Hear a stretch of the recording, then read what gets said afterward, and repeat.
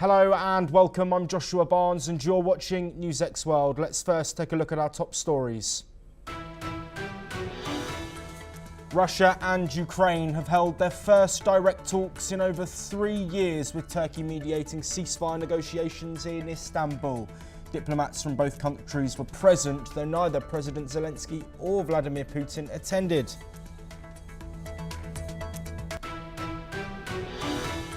Meanwhile, Russia has responded to Donald Trump, who said he would meet Russian leader Putin as soon as we can get it set up. The Kremlin says talks with Trump are essential in a bid for peace, in a move, of course, to end a more than 3-year war in Ukraine.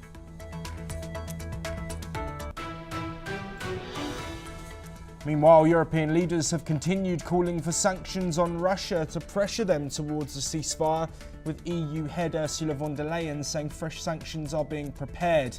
European leaders, including Ukraine's Zelensky, have met in Albania for a summit in Tirana. Donald Trump has announced a $1.4 trillion AI deal with the UAE as he ends his Gulf state tour. Trump had signed several agreements with Saudi Arabia and Qatar in earlier visits and has now left the United Arab Emirates.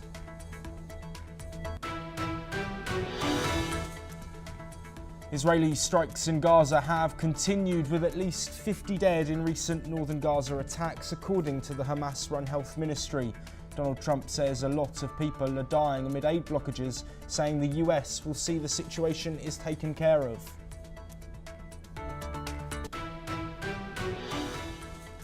Indian Defence Minister Rajnath Singh has urged the IMF to reconsider aid to Pakistan in a visit to the Bhuj Air Force Station in Gujarat.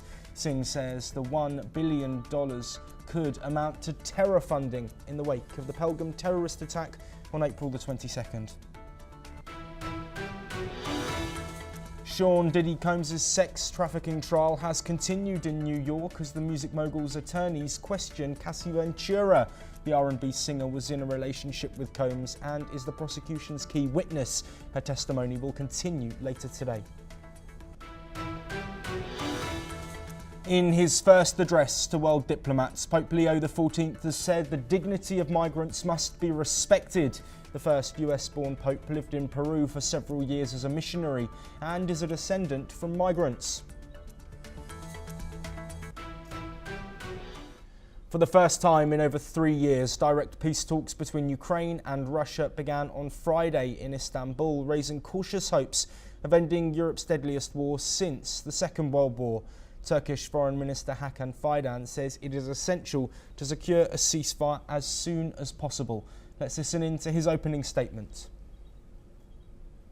Kıymetli misafirler, savaş can almaya devam ederken ateşkesin bir an evvel hayata geçirmesi kritik önem taşımaktadır. Ateşkesin müzakerelerle eş zamanlı olarak sağlanması yönünde de önümüzde bir fırsat bulunmaktadır. Takdir edersiniz ki gelinen aşamada 2 yol bulunmaktadır. Yollardan biri bizi barışa götürecek bir süreci başlatacak. Diğeri ise daha fazla yıkıma ve can kaybına yol açacaktır.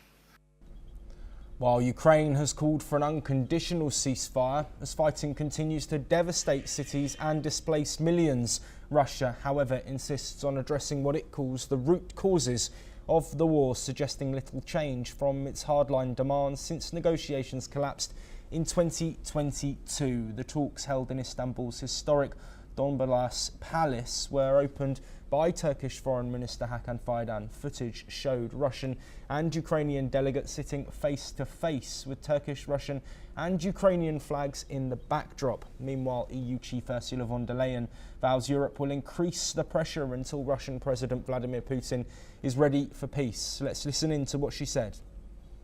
President Zelensky was ready to meet, but President Putin never showed up. And this shows his true beliefs, so we will increase the pressure. We're working on a new package of sanctions that include sanctions against Nord Stream 1 and Nord Stream 2, but also listing more vessels in the shadow fleet and lowering the oil price cap, and finally more financial sanctions on the Russian financial sector, because we want peace and we have to increase the pressure until President Putin is ready. Well, notably absent is Russian President Vladimir Putin, who declined to attend and instead sent former Culture Minister Vladimir Medinsky. Ukrainian President Zelensky criticised the move, calling it a sign that Moscow is not serious about peace. Zelensky as well was set to take part in those meetings, but decided not to after Putin's announcement. Meanwhile, US President Donald Trump has pushed both sides to engage. His envoys, alongside British, French and German security advisors, met with Ukraine's delegation ahead of the talks. Well, joining us to discuss the latest developments is Ruslan Bortnik, a director of Ukrainian Institute of Politics, who's joining us from Kyiv. Ruslan, there is a lot going on, so we will try to cover as much of it as possible. We know that talks have now ended between Russian and Ukrainian diplomats. We'll come into some of the comments that we've had off the back of that meeting. But let's first talk about the significance of Russian and Ukrainian diplomats speaking face-to-face for the first time in over 3 years. I think it's a great achievement in this situation because it works of Donald Trump administration, very important works because this new United States administration was able to change general political narrative about this war from the war till the end, till the victory, to the peace dialogue, to the direct dialogue between the sides.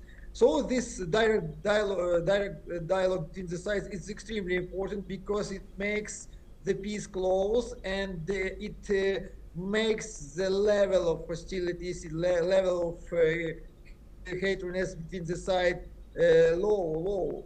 But I think we are still far away from the agreement, from a peaceful agreement, because the existential positions of the sides are still far away from each other, and no one is ready to go to the significant concessions toward each other.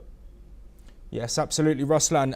Some sources have revealed, a Ukrainian source that is, that demands were set that were, accordingly to them, unrealistic and go far beyond anything ever discussed. Given the fact that this isn't heads of state at the meeting and instead is diplomats of differing seniority, how significant are these meetings in the wider scope of getting a permanent ceasefire, an unconditional ceasefire agreed? I think we have a situation of continuation of the fight but by another methods, by diplomatic methods. Because due last weeks, both sides were trying to compete each other in topics of diplomacy. Russia suggested a 3-day ceasefire. Ukraine answered for idea with 30 days ceasefire. Then Russia made suggestions to make a direct meeting in Istanbul because Russia understood that it is a very weak point for Ukraine because we have a special presidential order from 2022 which prohibited to have a dialogue with Putin. Then Ukrainian president, maybe Ukrainian side weren't going to Istanbul at all, but United States President Donald Trump made his message in Truth Social again that Ukraine has immediately go to Istanbul. Then Ukraine go to Istanbul by demanding the direct dialogue, public debates between Zelensky and Putin, which Putin declined. And in this situation, these circumstances, Putin sent to Istanbul a very specific low-level delegation, but this delegation is consisted from the persons, especially Medinsky, who is native Ukrainian, but it consisted from the persons who took part in the previous Istanbul negotiation between Ukraine and Russia in 2022. So we have situation of this diplomatic competition between the sides.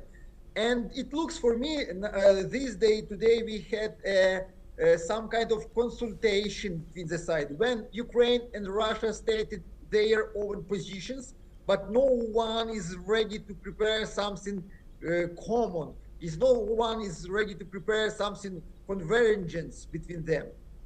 Yes, absolutely, Ruslan. Of course, a meeting with European leaders was going on simultaneously to these talks in Turkey. Volodymyr Zelensky speaking in front of the European leaders and, of course, the world's media. I just want to point out a couple of statements that he's made and then get your opinions on them. Zelensky saying that Russia has sent almost the same people that it sent in 2022. It shows that Russia has not changed its basic approach. They make many statements, many threats that solve nothing. They're doing everything they can to turn this Istanbul meeting into a staged and empty process.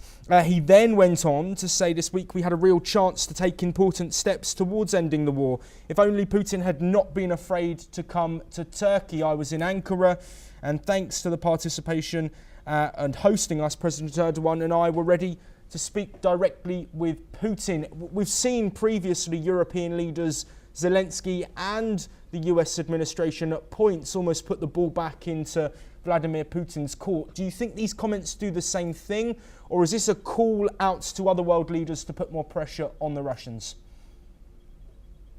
I think it's Ukrainian strategy to have a straight debate between Zelensky and Putin, because Zelensky is absolutely sure that he will win these debates.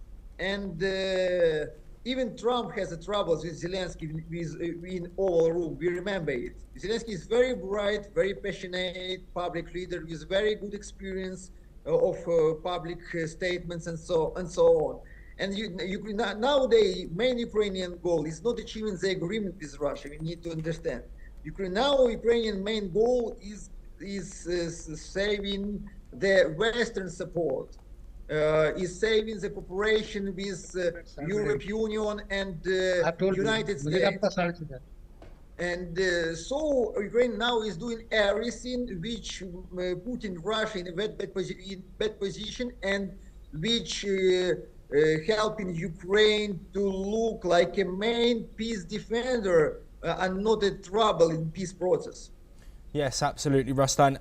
We are running out of time, but very briefly, I do want to talk about the influence of other world leaders in these discussions. Of course, Turkey brokering these peace talks that have taken place today. We've, of course, seen a lot of intervention from the United States and also European leaders. In order to push this forward, what is needed? Is it as simple as Donald Trump has put, saying that Vladimir Putin wasn't there because I wasn't there? Does this need Donald Trump to move forward?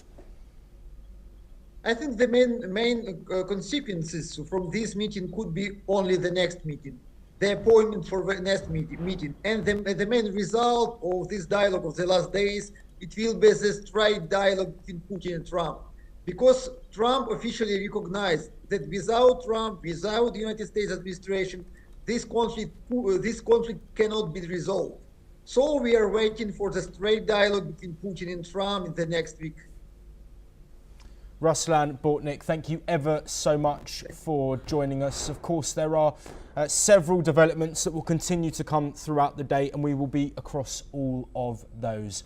We move on now, and India has once again raised alarm over Pakistan's constant support for terror networks.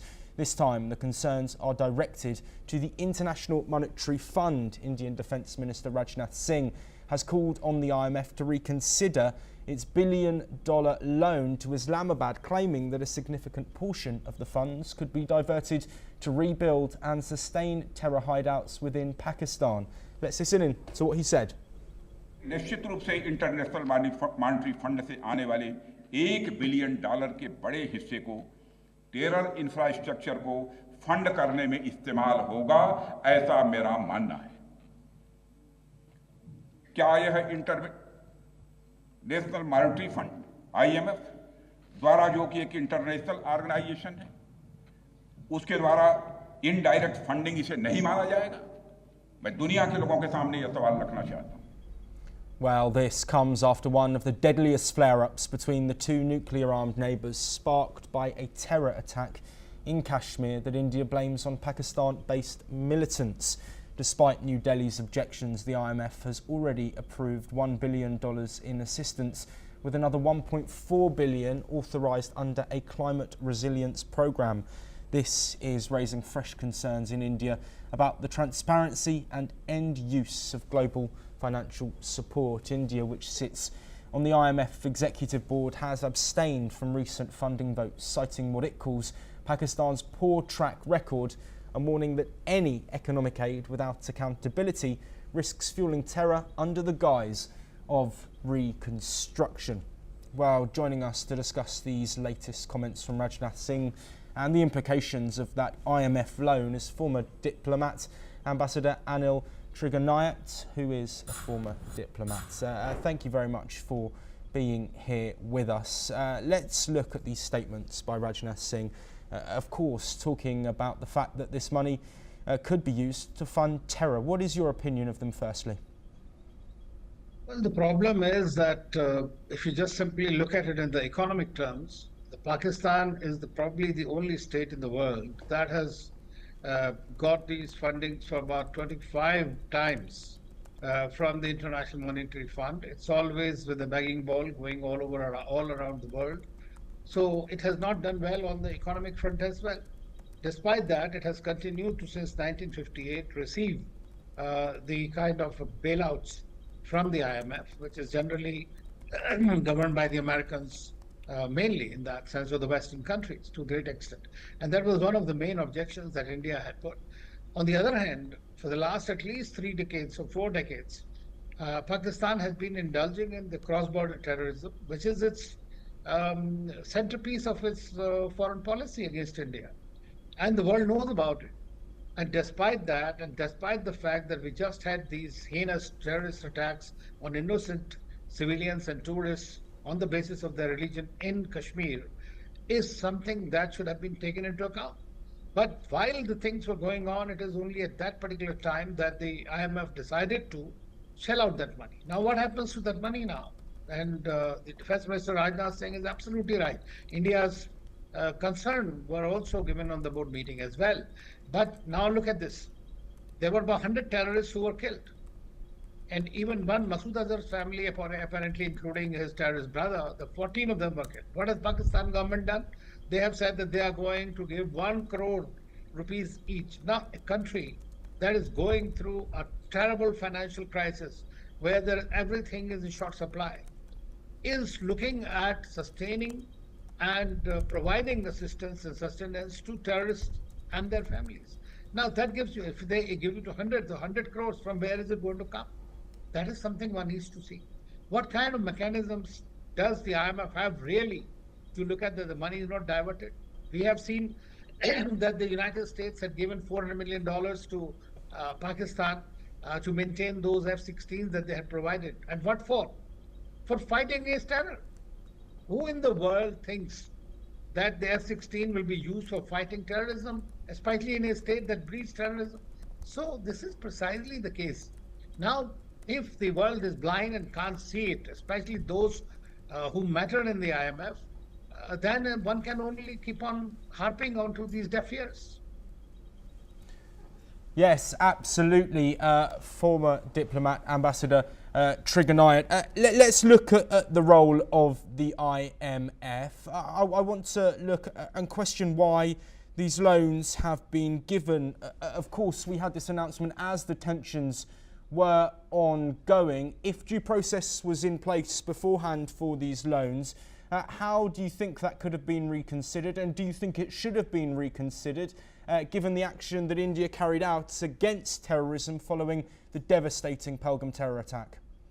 Well, you know that Pakistan has been in the grey list 4 times of the FATF, now which also conducts independent investigations into their leakage. They have just recently, with great difficulty, came out, especially because China has been supporting them and so has the US wanted to.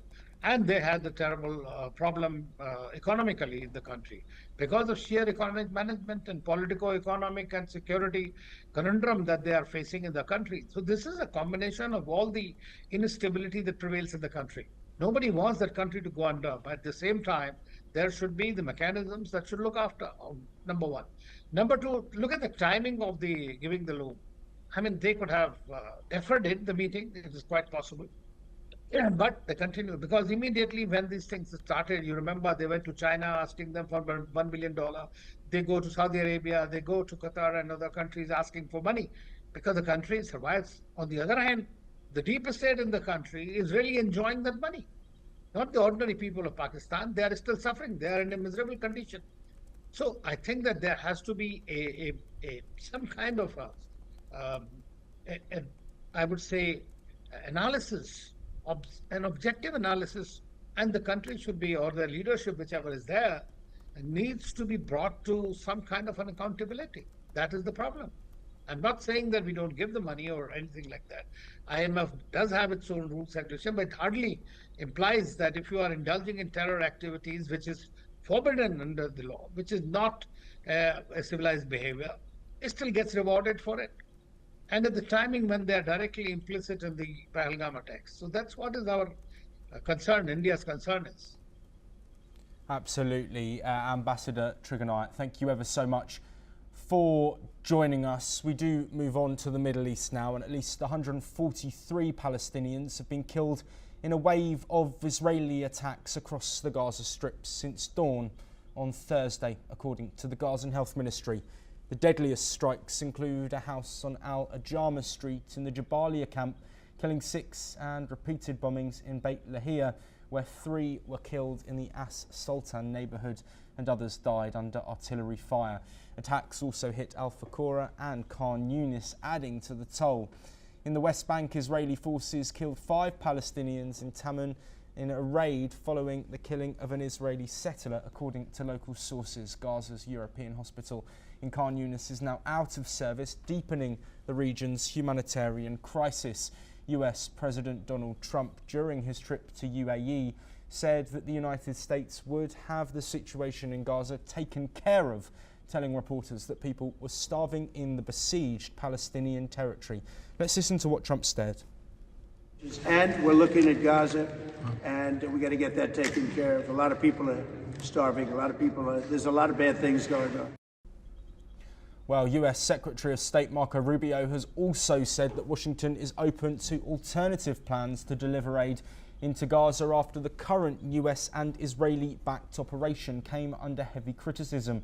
Speaking from Turkey, Rubio acknowledged the United Nations' rejection of the plan. The UN had rejected the plan on Thursday, citing a lack of neutrality, impartiality and independence. Meanwhile, the Hostage Families Forum, which represents relatives of those held captive in Gaza, have called on Israeli Prime Minister Benjamin Netanyahu to reach a deal to secure the release of the remaining 58 hostages. Families of the hostages have said that they are worried about the increased attacks in Gaza and the imminent conclusion of President Trump's visit to the Middle East. Of course, a lot to cover there, but helping us do so is Ali M. Abushbak, an independent Palestinian researcher who is joining us from Cairo. Ali, thank you as always for joining us on the programme today. There, of course, have been strikes reported, further strikes in the north of Gaza as well. Reported, given the hostages still being held, questions around the ongoing military incursions into Gaza is something we've covered enough. I want to focus more on the individuals now and the people living in Gaza. We know, of course, an aid blockage for months has left the situation dire. Given your area of expertise, what can you tell us about what people are going through on the ground in Gaza? Thank you for having me. The situation in Gaza this night, it was the toughest night for the people who's living in northern part of Gaza. I talked to the people. They are forced to displace their area from northern Gaza, Jabalia and Jabalia refugee camp, and from Atatra. This is from northern western part from Gaza. I talked to the people who's from Beit Lahia as well, as they are forced to displace their area, and they are a huge move from the people from that area. So the things is incredibly and behind the imagination. People are under the fear. There is around 200 civilians they are missed during this immigration, during this displacement, and they flee this area because of the Israeli bombardment since yesterday night. People they are informed me that the bombardment it was intensive, that it's not represented before since the Israel resumed the war in Gaza in the mid of March, as well as there is a list of the supplies. As you know that the supplies in Gaza is running out, and there is no food, there is no there is no electricity, there is no even fuel to transfer or transport from area to area, to move from area to area using car. So most of the people using animal, or they are going on their feet to leave northern part, as well as also simultaneously Israel focus its hate in northern part, in southern part of Gaza, in Khan Yunis place also. There is some people displaced from Khan Yunis going to Deir al-Balah, the mid of Gaza, or the middle Ali, area. I'm sorry to cut you short there. We are shorter on time because of an extended discussion earlier in the programme. I want to look briefly at this US aid agreement which is being sorted out. Donald Trump very clear that the situation will be sorted. How realistic do you think that will be, given the fact that the UN has called this deal non-impartial and potentially not as equal as it should be, given the US alliance to Israel? See, the things is about the humanitarian aid and just stimulating to the people from Gaza. It's really it's criticized from the international community. United Nations and UNRWA, they are boycotting this plan, and they completely rejected. Most of the Western country rejected it, and also there is an organization backed by America. They are empathized that at the end of this month they are going to disseminate the humanitarian aid, largely to the Palestinian from Gaza, and they will give everyone from northern part their right to receive this humanitarian aid. But I guess it's not realistic idea because of the Palestinian community has a fear about it. Maybe they will not. It's like a blackmailing them. Either you will take the humanitarian aid and you will leave Gaza or no. Some people they are thinking this, and some analysis people they are consider it as a part of the force the Palestinian to leave Gaza and displace Gaza, evacuated Gaza. But this is as a voluntary evacuation. So the things is a bit complicated, and it's not clear up to now, despite that Hamas released the American Israeli soldier Alexander, and they are expected that Israel will allow to the humanitarian aid to into Gaza, but up to now they are holding it, and up to now they are suspending the entering of the humanitarian aid. But Donald Trump, he confirmed that there is a good news next month. Maybe some analysis people they are consider related and expected that it's related to Gaza-Israel war, and maybe we'll hear some good news at the end of this month. Yes, Ali, we have around a minute left. I do want to, of course, touch on the hostages that are still being held by Hamas. A lot of the conversation from Israel Overage talks about Hamas taking control of that aid and having more control in the Gaza Strip as a result. What pressure is needed on Hamas to really look towards an end to this conflict and a troubled time for more than 1 million people living in the Gaza Strip? Things is up to now the delegation for Israeli delegation and Hamas up to now they are in Doha in Qatar. They are there is indirect talk between Hamas and Israel for this releasing and to reach to the deal between Hamas and Israel. There is no doubt 2 million Palestinians they are starving and they are suffering from the famine in Gaza because of the cut of the humanitarian aid, as well as the Israeli soldiers. They are a part of this community. There is a lack in there is a lack in the food. There is a lack in every single essential. Every single supplies and glossaries and something like this. So the Israeli soldiers, definitely they are suffering like the Palestinian community, and they are also, but I guess in my opinion, Hamas, they are responsible for their lives, and Hamas give them all the attention, because as you know that if there is any one of the hostages will kill during the this time, Hamas will lose the biggest a card to pressurize Israel. So Hamas is, I guess, Hamas now in the tough place, because this is a huge responsibility for them. Hamas, I guess, it will not going to leave its commitment and their demand from withdraw the Israel from Gaza, and as well as to humanitarian aid, and also restructured Gaza.